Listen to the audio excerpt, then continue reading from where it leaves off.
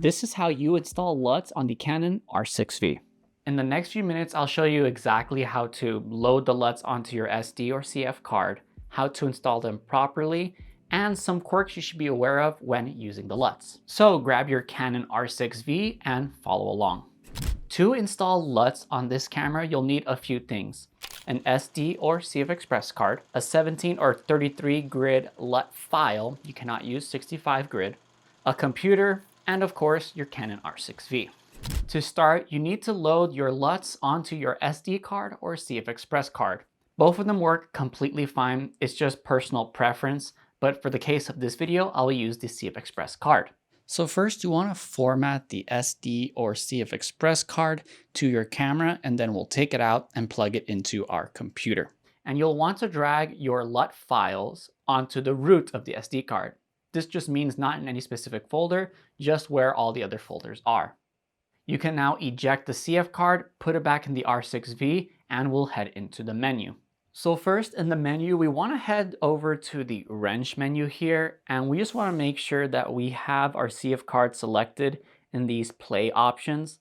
This will allow us to actually load the LUTs from that card. Now we can head back and we'll go to the red camera menu here, and we'll go to the color mode page, which is page 4.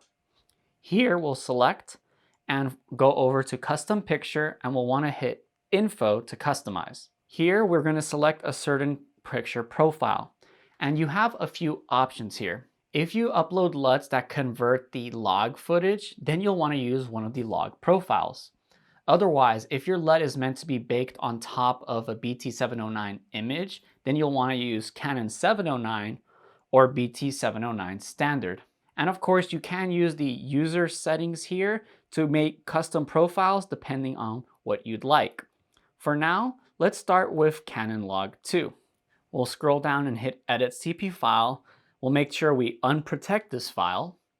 And then we'll scroll down and you'll see Look File Setup.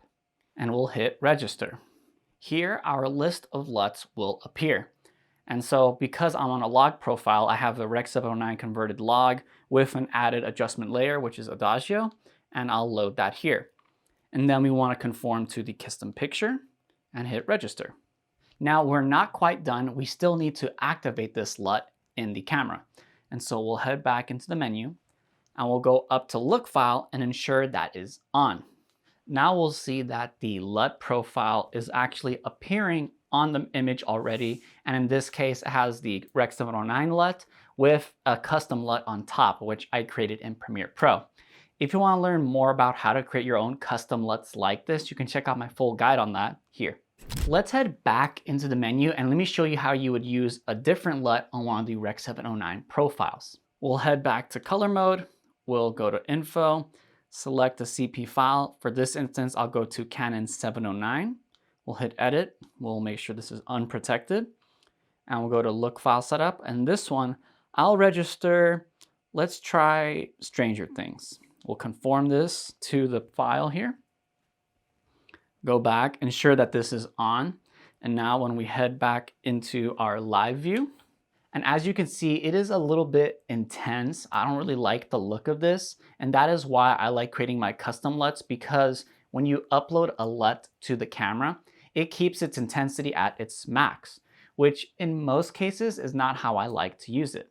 And this is how the Matrix LUT looks, in case you were curious. And once again, it's a little bit too intense, which is why I highly recommend customizing it, whether that's Premiere Pro or DaVinci Resolve.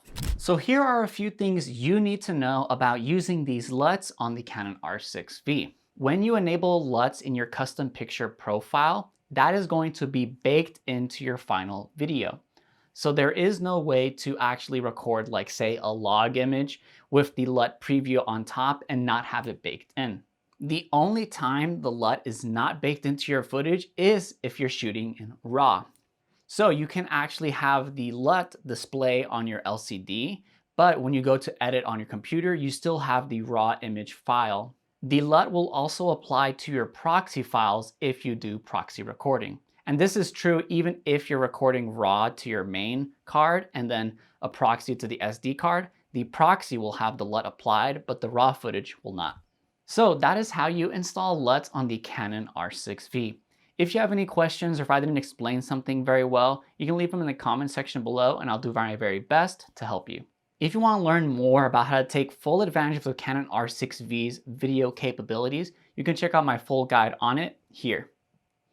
Thank you so much for watching all the way until the end. I appreciate every single one of you who do, and I'll see you in the next video. Peace.